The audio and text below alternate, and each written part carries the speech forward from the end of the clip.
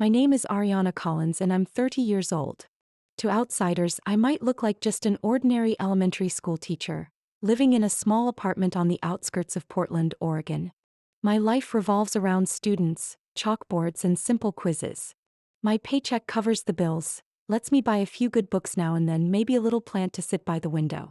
Everything may seem simple, but behind it lies a story not everyone knows. I was far closer to my grandparents than to my own parents. My grandparents, Helen and Robert Mitchell, guided me through childhood and gave me the warmth my parents never did. They didn't just raise me, they taught me how to truly live. I still remember their spacious wooden house, sitting on 2 acres of land surrounded by apple and strawberry orchards. On summer afternoons, I'd follow Grandpa into the garden, learning to plant rows of tomatoes. Grandma taught me how to bake apple pies, carefully showing me each step, each recipe. That was what family really meant to me. By contrast, my parents, Gregory and Laura Collins, were mostly parents in name only. My father was always busy, suited up in expensive clothes, buried in endless meetings at the finance firm where he was vice president. I sometimes only saw him once or twice a week. My mother was the type of woman who lived to impress. She obsessed over cocktail parties and gatherings with the wealthy, showing off her latest handbag rather than asking about my grades or how I felt. Family dinners were almost non-existent. On the rare nights we sat together at the table, Dad had his eyes glued to the office phone, while Mom was making calls to arrange her next ladies' club event. I often tried to tell them about my school plays, but all I got were half-hearted nods or clipped answers. Meanwhile, my grandparents never missed a single moment. They came to every school play, every basketball game, cheering for me as if I were the center of their world. They often said, "Money is just a tool, Ariana. You can use it to build, but never let it define your worth." That line has stayed with me since I was a child. I saw how they lived it. They owned a successful trucking company called Mitchell Freight, yet Grandpa still drove the same pickup truck he had for 15 years. Grandma clipped coupons at the grocery store, even though their bank account held more money than I could ever imagine. They lived simply but with dignity, eyes bright, never bowing to wealth. I knew my father could never accept that. He always complained his parents were too stingy because they didn't spoil him with money. He once demanded a top leadership role in their company, but when they refused and told him he'd have to work his way up like everyone else, he stormed out. From that day, the rift between him and my grandparents only deepened. For me, their refusal became a gift. I grew up nurtured by love instead of money. Looking back, my childhood felt like 2 different worlds. One was cold, inside my parents' luxurious home, full of comforts but empty of affection. The other was warm, inside my grandparents' wooden house, where the smell of pies and the sound of laughter never faded. I grew up between those opposites, but the memories I chose to hold on to were the ones filled with my grandparents' unconditional love. When I reached adulthood, I chose to become a teacher, a decision that disappointed my parents.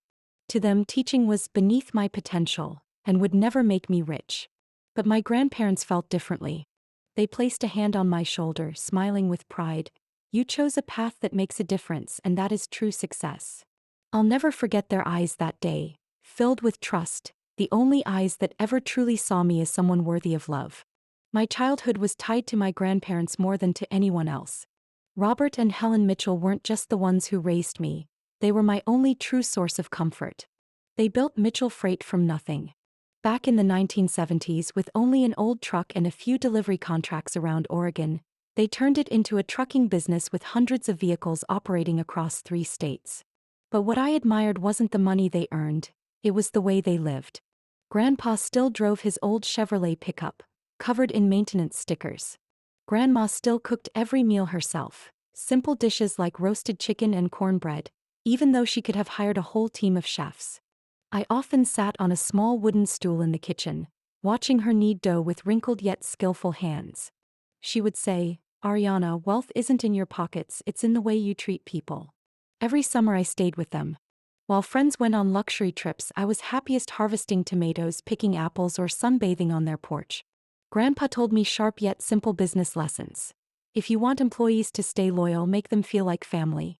And truly, everyone who worked at Mitchell Freight saw my grandparents as parental figures. I once watched a truck driver cry as he recalled Grandpa paying his wife's hospital bills during a difficult time. Meanwhile, my father, Gregory Collins, saw things in the complete opposite way. He believed his parents were short-sighted for living frugally and not indulging themselves.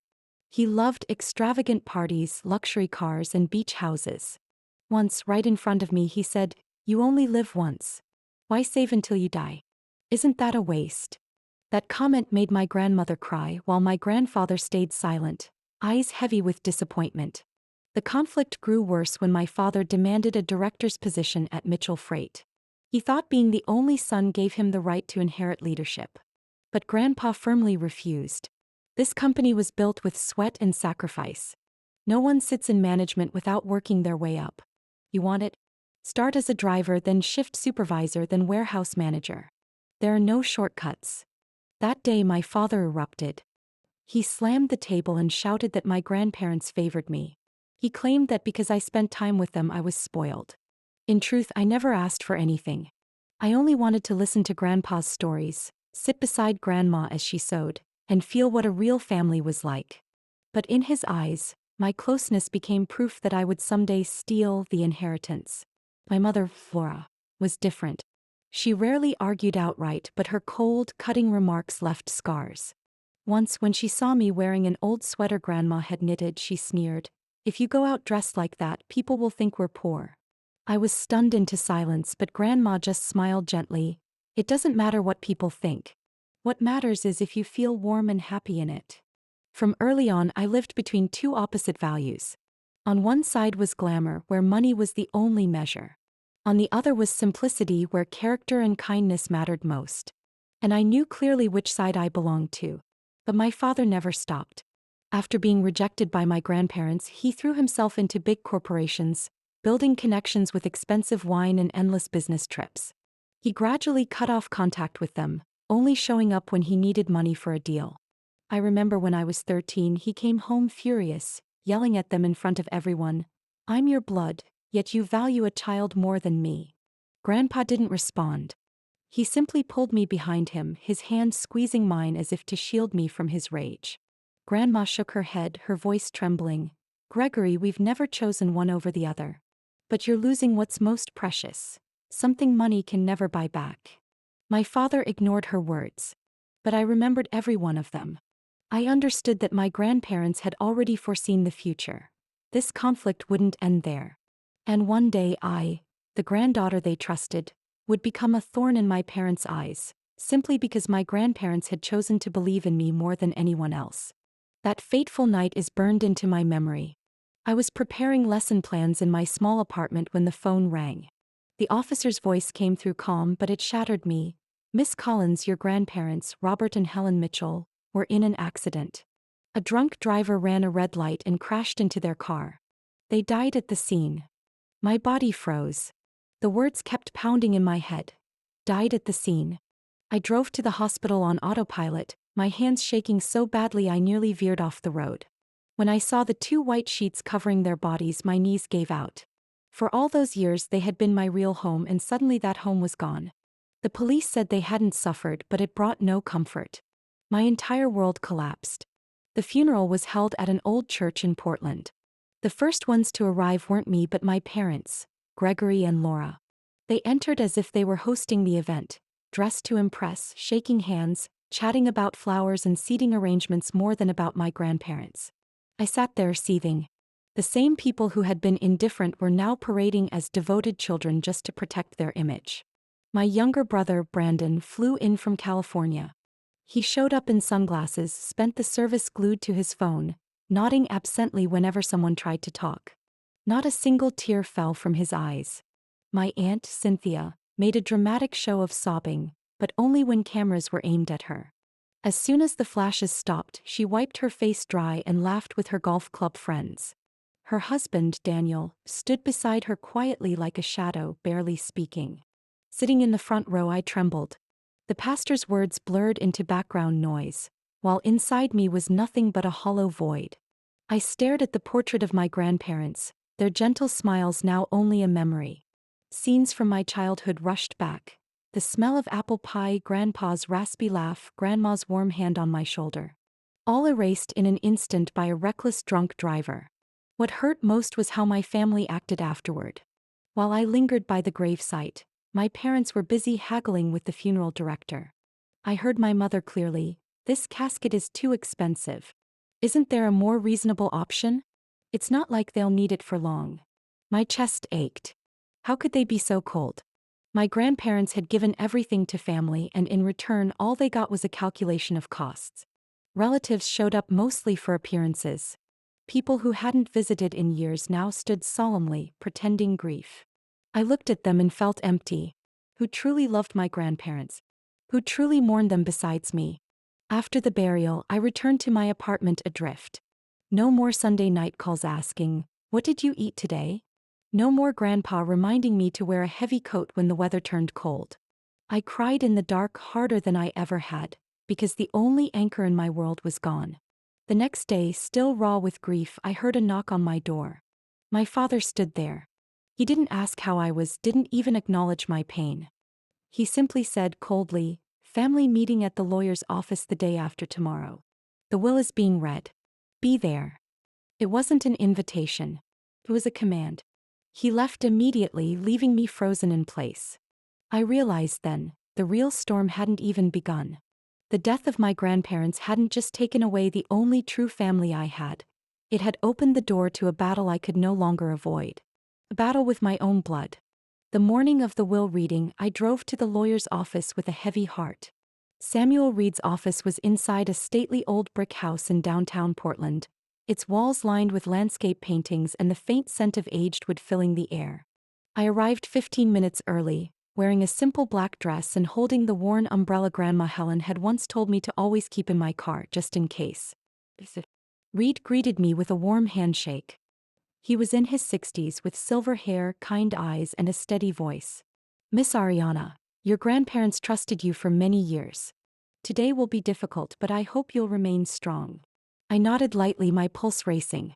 Moments later, the glass door swung open. My father walked in first, suit perfectly tailored, looking as though he were about to sit in a board meeting.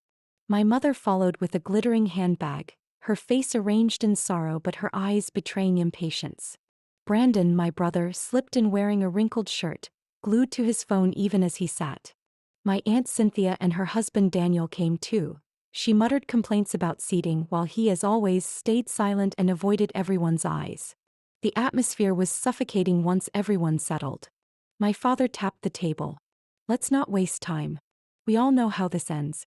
My parents would never disinherit their only son." "Samuel, read it quickly."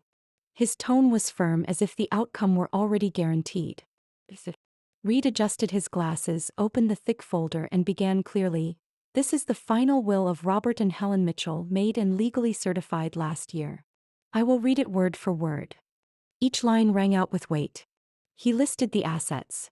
Nearly $8 million in cash, a stock investment portfolio worth around $12 million, real estate valued at $5 million, and shares in Mitchell Freight estimated at over $1 million. Then he paused, glancing at us all before continuing.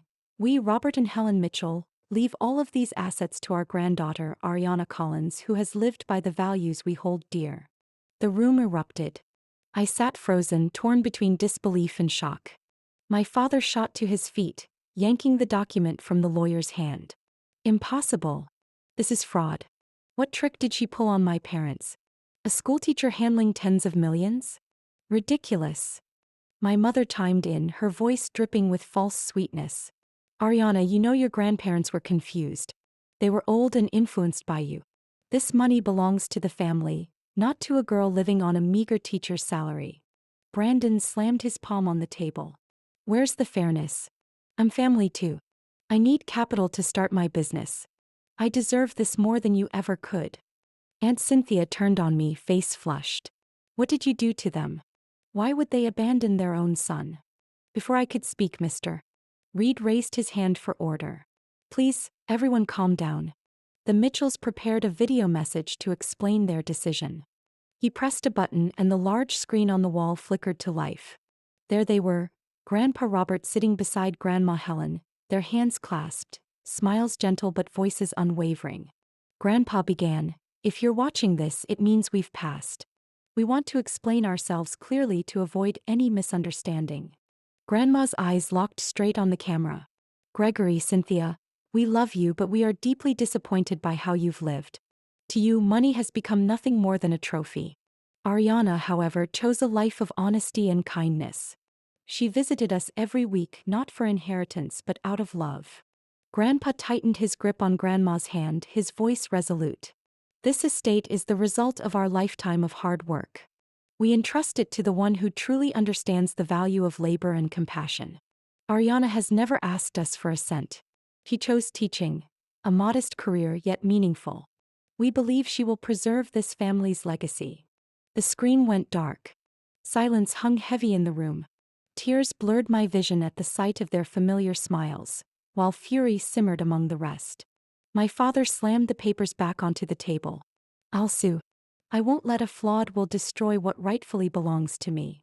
My mother turned to me, her tone shifting to pleading. Ariana, you're our daughter, you understand, just share a portion so the family doesn't fall apart. Brandon barked out, if you don't give in, you'll pay for it. My hands trembled, yet inside me something unexpected stirred, calm. I heard my grandparents' voices echo in my heart.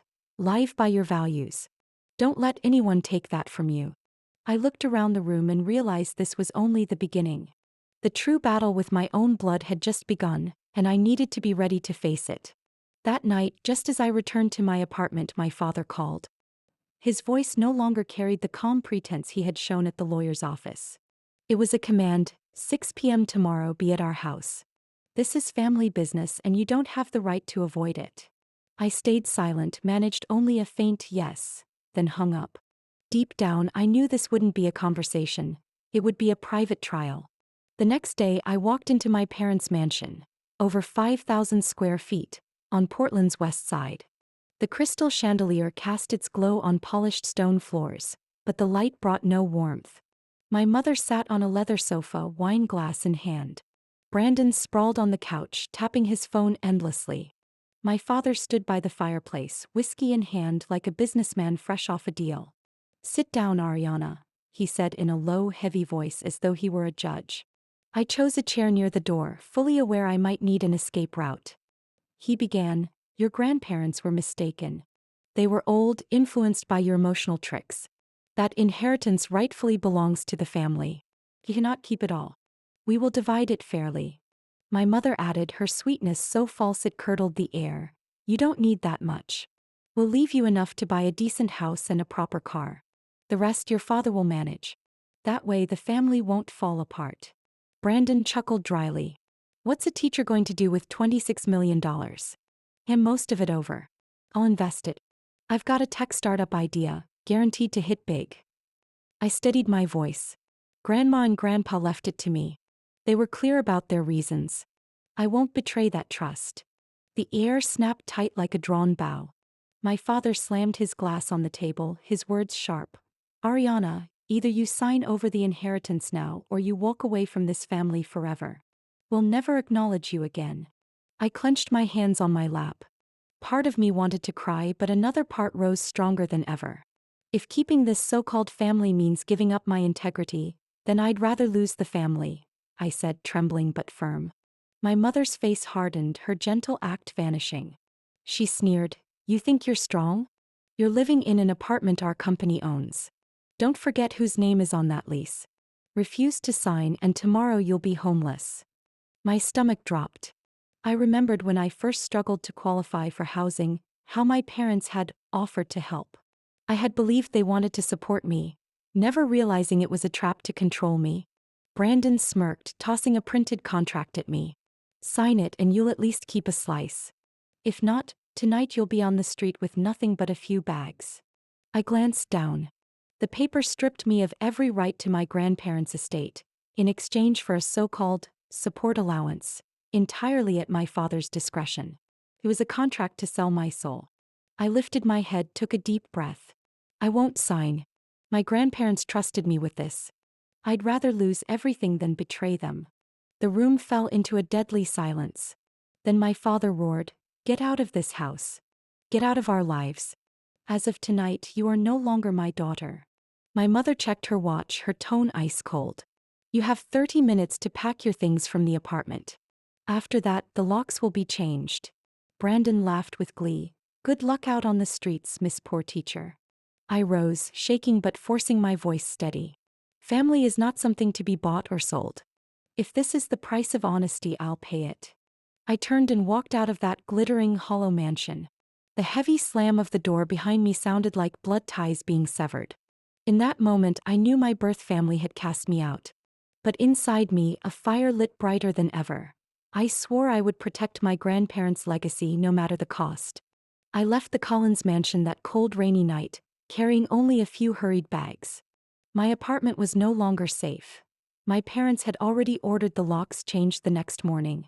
I sat in my car watching raindrops slide down the windshield, my chest tangled in knots. On paper I had millions of dollars, yet in reality I had no home, no family, no place to belong. In that moment of despair, I remembered the thick envelope attorney Samuel Reed had given me after the will reading. I tore it open. Inside, beyond the legal documents, was a small key ring and a handwritten note in familiar blue ink. Ariana, if the day ever comes when you need a home, come here. With love, Grandma and Grandpa. The address was of their wooden farmhouse, the place I grew up. I drove 20 minutes through the rain until I reached it. The moment I stepped inside, the scent of pine wood and lemon filled the air, and my eyes blurred with tears. Everything was just as it had been when they were alive. The worn rug on the floor, Grandpa's rocking chair, the family photos lined on the shelf. I sank to the ground, clutching the wool blanket Grandma had knitted for me as a child. The tears came hard, but mixed with grief was a sliver of comfort. I still had a place I could call home. The next morning, the doorbell rang. My heart raced, certain my father had sent someone to throw me out. But when I opened the door, there stood Mr. Reed, carrying his briefcase and a box of pastries. "Good morning, Ariana," he said gently. "Don't worry. I'm here to explain everything. Your parents will push harder, but your grandparents prepared for this." We sat in the kitchen where Grandma Helen once baked apple pies. Reed opened his case and laid out thick folders. Beyond the $26 million already disclosed, there are additional assets held in a private trust under your name. Only I and a few trusted confidants of your grandparents know. They set it up to shield you from the behavior they foresaw. I was stunned, overwhelmed by both gratitude and the heavy responsibility. But how can I fight my entire family? "They won't stop," I whispered. "You won't be alone," he assured me. Just then the back door opened. A middle-aged man with salt and pepper hair stepped in, holding an old wool cap. He smiled warmly. "Miss Ariana, I'm Miguel Ramirez. I worked as your grandparents' caretaker for over 15 years. They told me if trouble came I should stand by you. I live in the cottage out back and I've been watching over the place." Before I could respond, another figure appeared. A woman in her 50s carrying a basket of bread. "I'm Dorothy Hill, the longtime housekeeper. Your grandparents treated me like family. You don't have to face this alone, we're here." Their words wrapped around me like a blanket. For the first time in days I felt less alone. Reed went on. "There's more. Your grandparents documented everything. Helen kept detailed journals.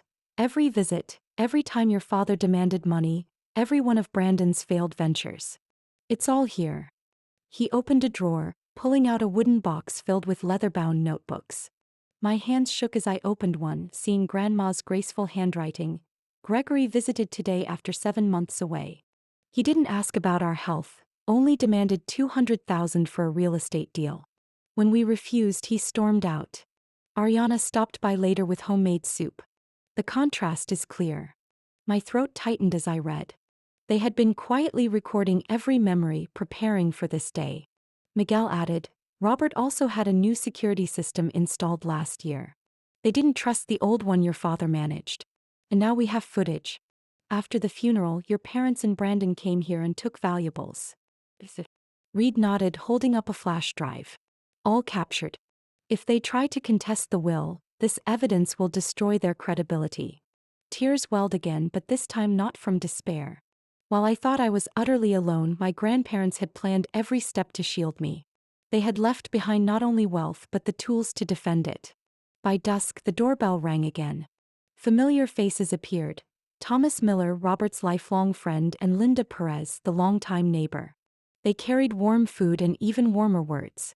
"Your grandparents worried often, Mrs. Perez told me, gripping my hand, but they believed you were strong enough.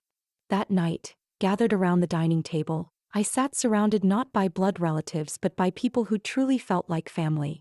In the midst of loss, I realized my grandparents had left me far more than a fortune. They had left me a circle of loyal allies, a trail of evidence, and a love that would never fade. That morning, the sky was gray, as if warning of the storm about to break. I woke up in my grandparents' farmhouse with a heavy heart. All night my phone buzzed, threatening texts from Brandon, missed calls from my parents. I knew they wouldn't stop. And right on cue at 9 a.m., 5 cars roared up the dirt road leading to the house. My father stepped out first, suit crisp, eyes icy. My mother followed in an expensive leather coat, lips curled as if ready for battle. Brandon pulled in behind them in his bright red sports car, his face twisted with anger. Aunt Cynthia and Uncle Daniel came last. She immediately snapped, "Today this all gets settled," while he, as always, stayed silent, his eyes avoiding everyone. But inside they found people already waiting.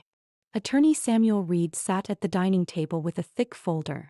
Beside him were Miguel, the loyal caretaker, and Dorothy, the devoted housekeeper. Across from them stood an older man with silver hair in a simple judge's robe, Judge William Harris, a lifelong friend of my grandparents. Next to him was Police Chief Maria Cooper, tall and stern-eyed. When my parents stormed in, my father froze. "Robert called you here, Harris?" His voice was taut. Judge Harris answered evenly, "Robert and Helen asked me to serve as a witness for this matter. I am here today to ensure fairness." My mother scoffed. "Fairness? You call it fairness when our daughter seizes the entire estate?" Reed rose, his voice steady. "No, Mrs. Collins. Fairness means honoring the deceased's wishes. And to prevent dispute, I have evidence explaining exactly why they made this decision." He inserted a flash drive into the projector. The screen lit up, showing footage from cameras Miguel had installed. On it, my father and Brandon rifled through jewelry drawers after the funeral, pocketing several boxes. The evidence was undeniable. My father's face drained pale. Chief Cooper nodded sharply. "This is theft. If you'd like me to draft charges right now, I can." Brandon flushed crimson, growling, "They were just keepsakes." "But Mr. Reed immediately produced one of Helen's journals, reading aloud, "Brandon came again today demanding money for another vague venture. When we refused, he slammed the table and stormed out. Robert said the boy only wants to use us." I looked at my brother, torn between sorrow and anger. But it wasn't over. Reed opened another file. "Here are records of Mrs. Cynthia's debts. She borrowed $150,000 from Mitchell Freight, promising repayment in 6 months, yet not a penny has been returned. Mr. Daniel, your signature is right here as witness." Cynthia snapped, "That was family help, not debt." Judge Harris spoke firmly, "In the eyes of the law, it is a legal loan. And you have not repaid it." The air grew thick. Finally, my father lost control, slamming the table. "This is a setup. Ariana, you've twisted everything to make us look like villains." I drew a breath, staring straight into his eyes. "I haven't done anything. You, mother, and Brandon chose to live this way. My grandparents saw it all. I am only carrying out what they entrusted me to do." Silence filled the room. My mother tried one last plea. "Ariana, you would turn your back on your whole family? Think of blood ties."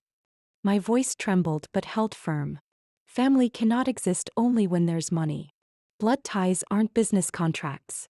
If what you call family means only exploitation, then I'd rather lose it." Chief Cooper rose, her gaze cutting through the room. "I advise you all to stop. If you continue threatening Ariana, we will take legal action." My father looked around and saw every witness standing against him. Reed delivered the final blow. "If you pursue a lawsuit, every journal, every recording, every piece of evidence will be presented in court. Your reputation and careers will crumble. The choice is yours." Cynthia yanked Daniel's arm. "Let's go. This is a trap." Brandon stormed out, slamming the door. My mother cast me one last look, her eyes burning with hatred and helplessness. My father said nothing. He only gripped his briefcase tightly and walked out, beaten. When the door shut with a heavy thud, I let out a long breath, my shoulders sagging. I had defended my grandparents' wishes. But deep inside, I knew this was not the end. My family would not give up so easily. After that confrontation, the farmhouse sank into silence. I sat motionless for a long time, listening to the wind against the window, still unable to believe what I had just done. I had stood tall against my parents and brother, protecting my grandparents' wishes. But the cost was clear. I no longer had a blood family. In the days that followed, my parents officially cut ties. They didn't call, didn't text, except when the subject was money. Brandon sent the occasional mocking message. Let's see how long you last before someone swindles all that money away. My mother once phoned with false sweetness. Ariana, I've been invited to a charity board. Can you contribute a little so I can save face? I hung up immediately, my heart cold. The boundary was set. I would never let them use me again. Instead, the people my grandparents trusted became my foundation. Miguel continued tending the garden. Dorothy came by a few days a week to cook and tidy. Attorney Reed visited often, bringing documents I needed to review, acting not just as counsel but like a surrogate father. Slowly, I realized I hadn't lost everything. Only those who had never truly loved me. The first thing I did with the fortune was complete a dream my grandparents never had the chance to finish. I established the Helen Robert Mitchell Scholarship Fund, starting with $10 million. It covered tuition for underprivileged students, prioritizing those pursuing education, trades, or the arts. On opening day, watching those young faces nervously clutching their scholarship certificates, I felt my grandparents' presence, smiling at me from somewhere beyond. Even with millions at my disposal, I didn't abandon teaching. I returned to my elementary classroom after a long break. My colleagues eyed me with a mix of surprise and caution, but the children rushed to hug me. Their laughter and bright eyes reminded me why I chose this profession. I used some of my personal funds to buy more books, school supplies, and free breakfasts for students. Those small gestures brought me more joy than any mansion ever could. As for Mitchell Freight, the pride of my grandparents, I didn't take the driver's seat, but I attended every major meeting. With guidance from Thomas Miller, Grandpa's lifelong friend, I learned how to keep the company grounded in the values my grandparents had built. Profit sharing with employees, generous healthcare, and retirement support. Investors tried to buy me out, offering tens of millions, but I refused. The company wasn't just money. It was a legacy. When autumn came, I started hosting Sunday dinners just like my grandparents had. But this time, the table wasn't surrounded by my parents or Brandon. Instead, it was Miguel, Dorothy, Mr. Reed, the Millers, Mrs. Perez from next door, and a few close colleagues. We cooked together, swapped stories, laughed loudly in the same kitchen where I had once cried alone. I called them my new family, people not tied by blood but bound by genuine care. Now and then I heard news about my parents. My father lost a major contract when word of his debts spread. My mother was slowly shunned by her elite circles once she could no longer flaunt wealth.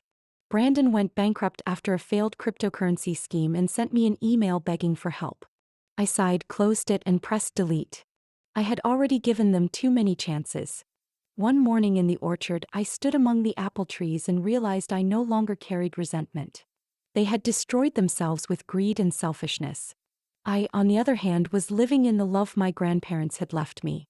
I had transformed loss into a new path, a life of independence, fairness, and purpose. And I whispered, Grandma, Grandpa, I've kept my promise. Your legacy will never be twisted into fuel for greed. It will continue to nurture good in this world, just as you nurtured me. That winter, when snow blanketed the roof of my grandparents' farmhouse, I sat by the window watching flakes drift slowly down into the orchard. After all the storms, I realized what they had left me was not just enormous figures in a bank account, nor merely a trucking company built strong over decades. The true inheritance was the values they had lived by and passed on to me since childhood. Robert often said, "Money can buy silence, but it will never buy respect." Helen would whisper in my ear, "Family isn't only blood. It's the people who stand by you when you're at your weakest." As a child, I couldn't fully grasp those words. But now, after everything, I felt their weight in every syllable. Looking back, I saw it clearly. Money had stripped the masks from my parents and from Brandon. To them, I was nothing but a walking wallet. Yet the very ordeal that exposed their greed also gave me the chance to see who my true family was. Friends, neighbors, employees. People who wanted nothing from me but honesty. I remember vividly the day of the Mitchell Scholarship's opening ceremony. 20 students stood on stage, hands trembling as they held their certificates. Many were children of workers. Some had considered dropping out because they couldn't afford tuition. When they broke down crying and embraced one another, I saw myself reflected in them. The child once driven to school by her grandparents, who taught her that education was the key to changing a life. In that moment I understood. Money may run out, but opportunity and love can ripple outward endlessly. I kept my promise to them with Mitchell Freight too. Guided by their old friends, I continued profit sharing with employees. At year's end, seeing truck drivers smile as they received well-earned bonuses, I knew my grandparents were smiling somewhere as well. As for my parents and Brandon, they tried again and again to reach me, sometimes with pleas, sometimes with threats. Each time I repeated the same boundary: we can only meet if you respect my grandparents' decision. They never could. And I stopped expecting them to. Painful as it was, I accepted the truth. Family cannot exist if it is built only on money. That first Christmas after everything, I hosted a small gathering in the farmhouse. Around the long table sat Miguel, Dorothy, the Millers, Mrs. Prez, and a few colleagues. Laughter filled the kitchen, the smell of baked pies lingered in the air. Raising my glass, I whispered, "This is my family." And I knew somewhere above my grandparents agreed. Now, when I reflect on it all, I understand. My grandparents didn't only leave me $26 million. They left me a lesson greater than any number: that money is only a tool. It can expose greed, but it can also create good if guided by the heart. Their true legacy was integrity, love, and the meaning of life they instilled in me. And I promise, for as long as I live, I will protect that legacy, not by locking away wealth, but by turning it into opportunities, hopes, and values for the next generation to follow. Because in the end, as Helen always said, money will lose its value, but love and character remain as the marks you leave on others. And that is the greatest treasure I was blessed to inherit. Ariana's story reflects a reality that still rings true today. Money can expose greed and selfishness, but it can also become a tool for creating good when placed in the right hands. Many who have lost because their families were torn apart by inheritance will see themselves in her journey. The lesson is clear. True family is not built on material gain, but on respect, love, and the building of lasting values. What do you think about Ariana's choices and her journey, standing firm against her family's greed? Share your thoughts in the comments below, and don't forget to follow the channel for more dramatic and meaningful family stories to come.